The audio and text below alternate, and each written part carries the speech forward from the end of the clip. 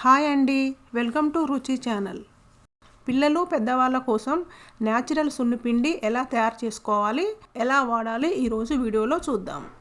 సోపుకి బదులుగా ఈ సున్నిపిండిని వాడి చూడండి, 4-5 రోజుల్లోనే డిఫరెన్స్ కనిపిస్తుంది. చర్మం స్మూత్గా అవుతుంది, అలాగే కోల్డ్ క్రీమ్లు వాడాల్సిన అవసరం కూడా ఉండదండి. ఈ సున్నిపిండిని ఎలా ప్రిపేర్ చేసుకోవాలో ఇప్పుడు చూద్దాం.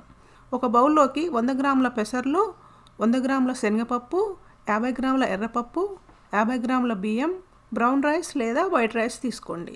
అలాగే 3 స్పూన్ల మెంతులు తీసుకొని వీటన్నింటినీ కలిపి మెత్తటి పొడి అయ్యేలా గ్రైండ్ చేయాలి.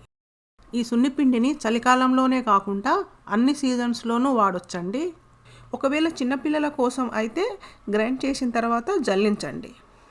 ఇప్పుడు ఈ పొడిలో 3 స్పూన్ల రోజ్ పౌడర్ యాడ్ చేసి బాగా కలిసేలా కలిపి ఇలా ఒక డబ్బాలోకి ట్రాన్స్ఫర్ చేసి ఫ్రెష్గా ఉండడం కోసం టైట్గా మూత పెట్టేయండి. చిన్నపిల్లల కోసం అయితే రోజ్ పౌడర్ని స్కిప్ చేయండి.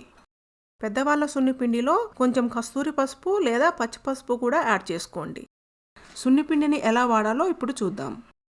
చంటి పిల్లలకి వాడుతున్నట్లయితే ఇలా ఒక గిన్నెలోకి కొంచెం సున్నిపిండి తీసుకొని అందులో 1-2 స్పూన్ల బేబీ ఆయిల్ వేసి తగినంత వాటర్ వేసుకుంటూ ఇలా పేస్ట్లా కలుపుకొని పిల్లలకి బాడీ మొత్తం అంతా బాగా మసాజ్ చేసి వామ్ వాటర్తో స్నానం చేయించండి. పెద్దవాళ్ళ కోసం అయితే కొంచెం సున్నిపిండిలో తగినంత వాటర్ కలిపి సోప్కు బదులుగా సున్నిపిండిని వాడండి. వీలైతే 4-5 నిమిషాలు మసాజ్ చేసి వామ్ వాటర్తో స్నానం చేయండి. మెంతుల వల్ల కొంచెం బురుగు కూడా వస్తుందండి. ఇలా రెగ్యులర్గా వాడితే చర్మం స్మూత్గా మెరుస్తుంది.